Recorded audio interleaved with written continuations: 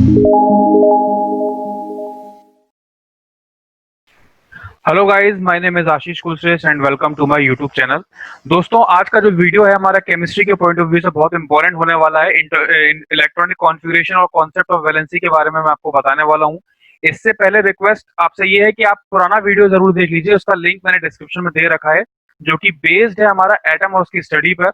उसमें मैं आपको बताया था कि किस तरीके से हम लोग इलेक्ट्रॉन्स फिलिंग करते हैं, क्या maximum number of electrons fill करने चाहिए, और वही एक बेस रखता है इलेक्ट्रॉनिक कॉन्फ़िगरेशन का। ठीक है।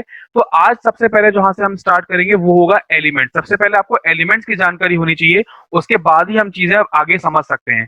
तो देखिए, एलिमेंट्स हमारे पास बहुत सारे होते हैं। 120 के आसपास एलिमेंट्स नोन है आज के टाइम पे, बट मैं सारे नहीं आपसे डिस्कस करूंगा। मैं आपको केवल 1 से 30 तक बताऊंगा, लेकिन मैं रिकमेंड करूंगा कि आप 1 टू 56 एटलीस्ट याद कर लीजिए। ठीक है। आज जो हम बात करने वाले हैं वो 1 टू 30 तक है। देखिए, ये हमारे एलिमेंट्स हैं। इन एलिमेंट्स को मैंने एटॉमिक नंबर के अकॉर्डिंग प्लेस किया हुआ है। ये पहले आप वीडियो पॉज करके ये सारे एलिमेंट्स के नाम आप लिख लीजिए अपनी किसी कॉपी पे, और इस तरीके से एक टेबल बना लीजिएगा। इसमें ये जो ईसी है इसको इलेक्ट्रॉनिक कॉन्फ़िगरेशन बोलते हैं। इसको मैंने शॉर्ट में लिखा हुआ है। इसको अभी मत लिखिएगा, इसको मैं बनाना बताऊंगा किस तरीके से बनते हैं ये। ठीक है। तो ये 1 से 30 तक है। इसको वीडियो पॉज करके आप देख सकते हैं 27 तक, और ये 30 हो गए। आई होप आपने लिख लिए होंगे।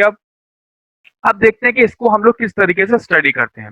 एटॉमिक नंबर सबसे पहले क्या होता है, जितने नंबर ऑफ प्रोटॉन्स होते हैं ना, मैंने आपको लास्ट वीडियो में बताया था कि number of protons is equals to number of electrons. ठीक है। नंबर ऑफ प्रोटॉन्स जो है वो नंबर ऑफ इलेक्ट्रॉन्स के बराबर होते हैं, लेकिन नंबर ऑफ प्रोटॉन्स जो होते हैं हमारे, वो एटॉमिक नंबर के बराबर भी होता है। यानी कि एटॉमिक नंबर कुछ नहीं है, जितने भी एक न्यूक्लियस में प्रोटॉन्स का अमाउंट होगा वही आपका एटॉमिक नंबर कहलाएगा। तो ये एटॉमिक नंबर सीरियल वाइज होते हैं, तो इसको आप सीरियल नंबर नहीं कहेंगे, इसको एटॉमिक नंबर कहेंगे। ठीक है।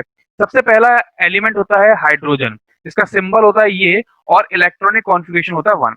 देखिए, हाइड्रोजन में हमको सबसे पहले ये पता होनी चाहिए कि इसमें एक इलेक्ट्रॉन है, क्योंकि एटॉमिक नंबर इसका 1 है, इसका मतलब नंबर ऑफ प्रोटॉन भी 1 है और इलेक्ट्रॉन भी इसमें 1 है। तो एक ही इलेक्ट्रॉन को हमको यहां पर पुट करना है। तो जरा देखें आप, ये मान लो एक न्यूक्लियस है, ये इसकी शेल है। ठीक है। 2 शेल है, मान लीजिए। 2 शेल नहीं होंगी क्योंकि हाइड्रोजन है, इसमें एक ही इलेक्ट्रॉन की फिलिंग करनी है। और मैंने आपको क्या बताया था पिछले रूल से, 2n² रूल से, पहली शेल में मैं 2 इलेक्ट्रॉन्स फिल कर सकता हूं, लेकिन यहाँ पे तो कितने फिल करने, एक ही इलेक्ट्रॉन है, तो एक इलेक्ट्रॉन में फिल कर दूंगा। तो इलेक्ट्रॉनिक कॉन्फ़िगरेशन उसका हो जाएगा सिंपली 1। इलेक्ट्रॉनिक कॉन्फ़िगरेशन होता क्या है, ये एक तरीके का वे है कि हम लोग किस तरीके से इलेक्ट्रॉन्स की फिलिंग कर रहे हैं। It is just a representation of filling of electron. ठीक है। नेक्स्ट आता है हीलियम। हीलियम का एटॉमिक नंबर 2 है, तो इसमें एटॉमिक नंबर 2 हुआ, नंबर ऑफ प्रोटॉन्स भी 2 है और नंबर ऑफ इलेक्ट्रॉन्स भी 2 है। यानी कि 2 इलेक्ट्रॉन्स की फिलिंग करनी है। तो ये हमारा न्यूक्लियस हुआ, ये हमारी पहली शेल हुई, और 2 इलेक्ट्रॉन्स इसी शेल में आ जाएंगे। तो इसका जो कॉन्फ़िगरेशन होगा वो क्या हो जाएगा, 2 हो जाएगा। ठीक है। इसका 1 हुआ, इसका 2 हुआ, तो ये इसके 2 कॉन्फ़िगरेशन हो गए। ऐसे में लिथियम की बात करूं, लिथियम का एटॉमिक नंबर 3 है, तो नंबर ऑफ इलेक्ट्रॉन इसमें 3 हो जाएंगे। यानी कि 3 इलेक्ट्रॉन है, तो पहली शेल में तो मैं 2 ही भर सकता हूँ। पहली शेल में तो मैं 2 ही की फिलिंग कर सकता हूँ। तो तीसरा कहाँ जाएगा, एक और शेल होगी इसमें, और वो जो तीसरा इलेक्ट्रॉन होगा वो यहाँ पर फिल्ड होगा। ठीक है। तो इस तरीके से इसका जो कॉन्फ़िगरेशन हो गया वो हो गया 2, पहली शेल में 2 और दूसरी शेल में 1। तो this is 2,1। This will be the electronic configuration. यहाँ पर ये जो है, ये नंबर ऑफ शेल्स, जितने आप कॉमा से आप डिवाइड करते चले जाएंगे वही आप नंबर ऑफ शेल होता जाएंगे, मतलब first shell, second shell, third shell, fourth shell and so on. तो इस तरीके से हम लोग शेल्स को डिवाइड कर देते हैं। नेक्स्ट है बेरिलियम। बेरिलियम का 4 होता है, तो दूसरा इलेक्ट्रॉन कहाँ आ जाएगा, दूसरी शेल में। ये न्यूक्लियस हुआ, ये इसका फर्स्ट शेल हुई, ये इसकी सेकंड शेल हुई। तो पहली शेल में 2 इलेक्ट्रॉन्स और दूसरी शेल में भी बचे हुए 2 इलेक्ट्रॉन्स, इस तरीके से। तो ये हो गया 2,2। ठीक है। तो आगे बात करते हैं इस पे। देखिए, आगे मैं आपसे डिस्कस करूंगा 10 एटॉमिक नंबर पे होता है नियोन। ठीक है जी। तो नियोन में आपके 10 टोटल इलेक्ट्रॉन्स हैं, यानी कि पहली शेल में ये एटम है, ये न्यूक्लियस हो गया, ये इसकी फर्स्ट शेल। पहली शेल में भर गए कितने, 2 इलेक्ट्रॉन, और दूसरी शेल में बचे हुए कितने भर जाएंगे, 8 इलेक्ट्रॉन। 1 2 3 4 5, 6, 7 और ये 8। तो ये इस तरीके से 8 इलेक्ट्रॉन्स की फिलिंग हो गई। तो इसका जो कॉन्फ़िगरेशन बनेगा वो क्या बनेगा, 2,8। वहीं अगर मैं बात करूं जो 11 पे होता है वो होता है सोडियम। ठीक है, उस लिस्ट को आप जरूर नोट कर लीजिएगा, उसमें सारे ही एलिमेंट्स हैं। तो सोडियम का जो कॉन्फ़िगरेशन बनेगा वो क्या बनेगा, इसका मैं डायरेक्ट कॉन्फ़िगरेशन देख रहा हूं। अब देखिए, फर्स्ट शेल में 2 इलेक्ट्रॉन्स आएंगे, सेकंड शेल में 8 इलेक्ट्रॉन्स मैक्सिमम भर सकता हूं, इससे ज्यादा नहीं भर सकता, क्योंकि 2n² रूल से जब मैंने बताया था, लास्ट वीडियो रेफर करिए प्लीज, उसको मैं आपको बताया था कि मैक्सिमम सेकंड शेल में 8 इलेक्ट्रॉन्स हो सकते हैं। तो ये हो गया 2,8। अभी भी एक इलेक्ट्रॉन बचा हुआ है, तो उसको मैं थर्ड शेल में फिल कर दूंगा। ठीक है, नेक्स्ट आता है 12, यानी कि मैग्नीशियम। तो इसमें भी सेम उसी तरीके से चलेगा, 2,8, बचे हुए 2 इलेक्ट्रॉन्स। ऐसी अगर मैं बात करूं 18 पे आर्गन की, तो आर्गन में क्या होगा, 18 एलिमेंट्स हैं, 2 पहले में गए, 8 दूसरे में गए, तो तीसरे में भी 8 ही जाएंगे, 288। अब यहां से एक और नई कहानी शुरू होती है जब मैं बात करूंगा 19 की। 19 पे होता है कौन, पोटेशियम। पोटेशियम, इसका कॉन्फ़िगरेशन आप लोग कहेंगे कि भाई पहली शेल में 2 है, दूसरी शेल में 8 होगा और तीसरी शेल में मैक्सिमम 18 भर सकता हूं, तो 9 भर दूंगा। लेकिन जब आप इसमें 9 भर देंगे तो ये इलेक्ट्रॉनिक कॉन्फ़िगरेशन हो जाएगा गलत। ठीक है, ये गलत हो गया। क्यों गलत हो गया, इसका रीजन मैं आपको बताता हूं। ये गलत इस वजह से है क्योंकि मैक्सिमम थर्ड शेल में मैं मैक्सिमम 18 इलेक्ट्रॉन्स भर सकता हूं, ट्रू है ना। लेकिन एक और इसका रीजन होता है कि लास्ट शेल जो होगी, लास्ट शेल, या इसको मैं वैलेंस शेल भी बोलता हूं, लास्ट या फिर वैलेंस शेल में मैं मैक्सिमम 8 इलेक्ट्रॉन्स तक भर सकता हूं। मैक्सिमम 8 इलेक्ट्रॉन्स भरे जा सकते हैं, ये एक लिमिटेशन है। ठीक है, कि थर्ड शेल है तो ठीक है, 18 भर सकता हूं, लेकिन अगर थर्ड शेल ही लास्ट शेल है तो मैं उसमें 8 इलेक्ट्रॉन से ज्यादा नहीं भर सकता हूं। तो मैं क्या करूंगा, यहां से 9 हटाकर मैं इसको 8 ही भरूंगा, और जो बचा हुआ एक इलेक्ट्रॉन है वो मैं नेक्स्ट शेल में भर दूंगा। तो इसका इलेक्ट्रॉनिक कॉन्फ़िगरेशन हुआ 2,8,8,1। This will be the correct electronic configuration for potassium. Reason, क्योंकि जब तक ये थर्ड शेल एक वैलेंस शेल थी, हम इसमें 8 से ज्यादा नहीं भर सकते थे। ऐसे ही सेम 20 पे आता है कैल्शियम। कैल्शियम आता है तो उसमें भी मैं इस तरीके से करूंगा, 2,8,8 एंड 2 इसी में भरूंगा। अच्छा, इसमें अब वापस क्यों नहीं किया, क्योंकि अभी तक ये स्टेबिलिटी क्राइटेरिया फुलफिल नहीं करी है। हर एक एलिमेंट स्टेबल होना चाहता है, स्टेबल जब तक नहीं होगा तब तक वो आगे पीछे इलेक्ट्रॉन की फिलिंग नहीं कर सकता है।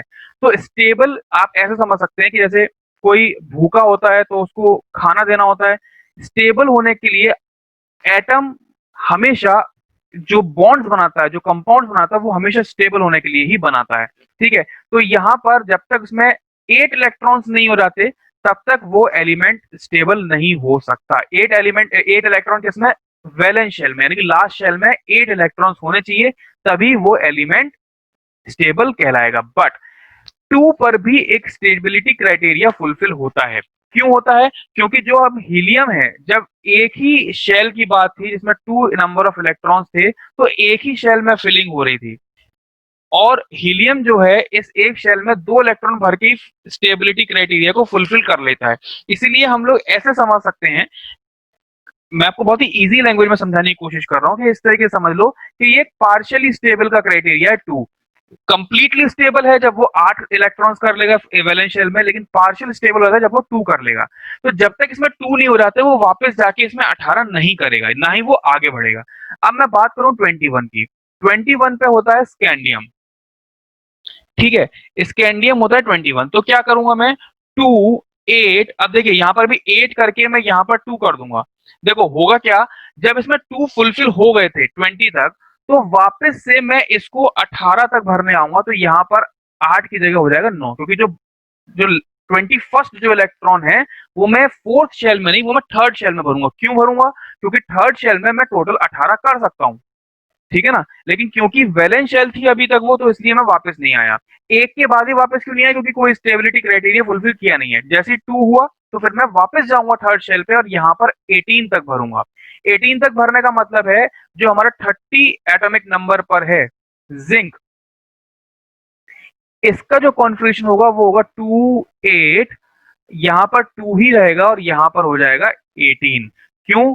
2 8 2 कितना हुआ 12, और 30 करने के लिए यहाँ पर 18 होगा। अब ये 18 भर गए। अब जैसे 31 पर है जो भी, 31 पर जो भी एलिमेंट है उसमें हम लोग 2 8 18, क्योंकि अब थर्ड शेल में 18 से ज्यादा मैं नहीं भर सकता हूँ, तो अगला जो इलेक्ट्रॉन होगा वो यहीं पर भरा जाएगा। समझ में आया? तो इस तरीके से हम लोग इसको याद करते हैं। ठीक है भाई। गैलियम होता है वैसे 31 पे, इस पे आप लिख लीजिएगा। मैं आपको बताया हूँ कि 56 तक आप कम से कम याद कर लीजिएगा। ठीक है कि मैंने आपको 30 तक ही टेबल प्रोवाइड करी है, तो इस तरीके से हम लोग उसका इलेक्ट्रॉनिक कॉन्फ़िगरेशन करते हैं। फिर क्या होगा, फिर यहाँ पर 8 तक भरे जाएंगे। ठीक है, 8 जैसे हो जाएगा तो आगे भरा जाएगा, फिर इसमें वापस से फिलिंग करने आएंगे हम 18 तक, फिर इसको आगे भरा जाएगा। तो इस तरीके से ये साइकिल चलती रहती है। अब बात करते हैं कि वैलेंसी कैसे निकालते हैं हम लोग। ये तो हुआ इलेक्ट्रॉनिक कॉन्फ़िगरेशन के बाद, वैलेंसी क्या होती है? कोई भी एलिमेंट स्टेबल होने के लिए इलेक्ट्रॉन्स की लूजिंग या फिर गेनिंग करता है। ठीक है, कोई भी एलिमेंट होगा वो लूजिंग करेगा या गेनिंग करेगा या फिर वो शेयरिंग करेगा। तो ये जो हो रहा है लूजिंग गेनिंग एंड शेयरिंग, ये जितने भी इलेक्ट्रॉन का करेगा वही उसकी वैलेंसी होगी। बहुत सारी डेफिनेशंस बनती हैं इसमें, बहुत सारे कॉन्सेप्ट बनते हैं। ठीक है, रटते रहते हैं बच्चे, लेकिन सिंपल आपको ऐसे समझना है कि जितने भी इलेक्ट्रॉन्स की लूजिंग या गेनिंग करेगा कोई भी एलिमेंट स्टेबल होने के लिए, वही उसकी वैलेंसी होगी। देखते हैं किस तरीके से हम लोग वैलेंसी निकालते हैं। जरा देखो, हाइड्रोजन की बात करी थी मैंने, हाइड्रोजन और हीलियम। सबसे पहले सोडियम से बात कर लेते हैं। चलो हाइड्रोजन हीलियम की बात करेंगे, सोडियम से बात कर लेते हैं, यहीं पर लिखा हुआ है। तो सोडियम के पास जो इलेक्ट्रॉनिक कॉन्फ़िगरेशन बना हुआ है वो है 281। अब 281 में आप ध्यान से समझना, यहां पर ये स्टेबल नहीं है, क्योंकि स्टेबिलिटी क्राइटेरिया क्या कहता है? स्टेबिलिटी क्राइटेरिया कहता है स्टेबल होने के लिए वैलेंस शेल में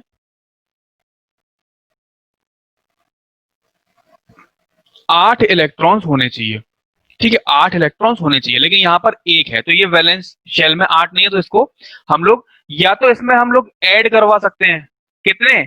7 इलेक्ट्रॉन्स ऐड कर दें तो ये स्टेबल हो जाएगा, या फिर एक और तरीका है कि हम इसमें से एक इलेक्ट्रॉन को लूज करवा दें। तो यहां से जब इलेक्ट्रॉन लूज हो जाएगा तो इसका जो कॉन्फ़िगरेशन बचेगा वो बचेगा 2,8, तो ये स्टेबल हो गया। स्टेबल हो गया, तो यानी कि स्टेबल होने के लिए इसने क्या किया, एक इलेक्ट्रॉन को लूज कर दिया, इसीलिए इसका जो वैलेंसी होगी वो होगी 1। अब बहुत से लोग समझते हैं इसकी वैलेंसी +1 है, -1 है, तो मैं आपको बता दूं प्लस एंड माइनस हमेशा आइंस में लगता है, वैलेंसी में कभी भी प्लस या माइनस नहीं लगता। वैलेंसी एक सिंपल एक डिजिट होती है, एक नंबर होता है। इसके अलावा क्या साइन है क्या नहीं है वो सब कुछ भी मायने नहीं रखता है। ये सब आइंस के साइन होते हैं कि पॉजिटिव, अगर कोई लूज करता है तो वो पॉजिटिव होता है, कोई गेन करता है तो वो नेगेटिव होता है। क्यों पॉजिटिव? लूज करने पर वो पॉजिटिव क्यों है? क्योंकि जो लूजर्स होते हैं वो एक तरीके से किसी दूसरे एलिमेंट को डोनेट कर रहे होते हैं अपना इलेक्ट्रॉन, तो वो डोनर्स कहलाते हैं। And donation is a good thing, तो उसको हम लोग पॉजिटिव मान लेते हैं एक तरीके से। मैं आपको एक याद रखने का तरीका बता रहा हूँ। अगर जो ले रहा है वो क्या होते हैं, वो एक्सेप्टर होते हैं, किसी से कोई चीज ले रहे हैं, उधार ले रहे हैं, उधार लेना अच्छी बात नहीं होती, तो उसको हम लोग नेगेटिव आयन मान लेते हैं। ठीक है, तो इसलिए जब कोई भी इलेक्ट्रॉन लूज करता है तो उसका चार्ज आता है पॉजिटिव, इसलिए जब ये इलेक्ट्रॉन लूज कर देगा तो ये Na पॉजिटिव बन जाएगा। ठीक है, इसी तरीके से यहाँ पर मैग्नीशियम की अगर मैं बात करूंगा, नेक्स्ट पेज पे बात कर लेते हैं इसकी। मैग्नीशियम के होते हैं, मैग्नीशियम का सिंबल होता है Mg, इसका जो कॉन्फ़िगरेशन होता है वो होता है 2A2। इसको स्टेबल होने के लिए ये जो 2 इलेक्ट्रॉन्स है इसका बलिदान देना पड़ेगा, यानी कि डोनेट करना पड़ेगा, तभी ये स्टेबल हो पाएगा। और जब इसने दो डोनेट कर दिया तो इसकी वैलेंसी कितनी हो गई? 2 हो गई। इसी तरीके से मैं क्लोरीन की बात करूं, क्लोरीन होता है 17 एटॉमिक नंबर होता है, तो ये जाएगा 287। अब देखिए स्टेबल होने के लिए इसको एक इलेक्ट्रॉन या तो चाहिए होगा या फिर इसको ये सातों के सातों देने पड़ेंगे। आसान क्या है, एक इलेक्ट्रॉन लेना या 7 इलेक्ट्रॉन दे देना? एक इलेक्ट्रॉन लेना, यानी कि एक इलेक्ट्रॉन को ये एक्सेप्ट करेगा और अपना कॉन्फ़िगरेशन कर लेगा 2,8,8। ठीक है, तो ये हो जाएगी इसकी वैलेंसी होगी, एक इलेक्ट्रॉन ये एक्सेप्ट कर रहा है तो इसकी वैलेंसी हो जाएगी 1 अगेन। ठीक है, और इसी तरीके से इसको हम लोग क्या कहेंगे, इसका जो आयन बनेगा उसको बोलेंगे Cl-। क्यों? क्योंकि ये एक्सेप्ट कर रहा है एक इलेक्ट्रॉन, डोनर नहीं है, ये दे नहीं रहा है, इसलिए ये हो जाएगा वैलेंसी इसकी 1। ठीक है, इसी तरीके से अगर मैं हाइड्रोजन की बात करूं, हाइड्रोजन की बात करूं तो हाइड्रोजन के पास 1 इलेक्ट्रॉन है। अब इसकी जो है ये एक एक्सेप्शन है, हाइड्रोजन इज एन एक्सेप्शन। ये एक्सेप्शन आपको मैं पीरियोडिक क्लासिफिकेशन में भी बताऊंगा। हाइड्रोजन हमेशा एक्सेप्शन रहता है, क्यों? क्योंकि इस इलेक्ट्रॉन को ये लूज भी कर सकता है और गेन भी कर सकता है, इसलिए इसका कुछ फिक्स नहीं रहता। ये शेयरिंग भी कर सकता है इस इलेक्ट्रॉन की, ठीक है। तो इसलिए इसका कोई चार्ज जो है वो पॉजिटिव नहीं, वो कोई कंफर्म नहीं है, बट फिर भी हम लोग उसको कभी कभी पॉजिटिव भी मानते हैं, ये नेगेटिव भी हो सकता है, ठीक है। बात करते हैं हीलियम की। हीलियम के कॉन्फ़िगरेशन में 2 होते हैं, ठीक है, और ये पूरी फुल्ली कंप्लीटेड फिल्ड है, कंप्लीटली फिल्ड है, तो हम लोग कहेंगे कि ये ऑलरेडी स्टेबल है, ठीक है। ऐसे ही आर्गन की अगर मैं बात करूंगा तो 2,8,8, ठीक है, ये भी वैलेंस शेल में 8 इलेक्ट्रॉन्स कंप्लीट है, तो ये भी ऑटोमेटिकली स्टेबल होती है। ऐसे कोई भी कंपाउंड बनाने की या डोनेशन करने की या एक्सेप्ट करने की जरूरत नहीं होती है। ऐसे नियॉन भी 2,8 ये भी स्टेबिलिटी क्राइटेरिया को फुलफिल कर रही है। और ऐसे एलिमेंट्स जो ऑलरेडी स्टेबल हैं उनको हम लोग बोलते हैं नोबल गैसेस, नोबल और इनर्ट गैसेस, ठीक है। तो ये ऑलरेडी स्टेबल होते हैं, इनको कोई और लूजिंग या गेनिंग करने की जरूरत नहीं होती है। इसी तरीके से आप पोटेशियम का भी निकाल के दे सकते हैं। पोटेशियम का सिंबल होता है के और 19 इसका एटॉमिक नंबर होता है, तो ये हो जाएगा 2,8,8,1।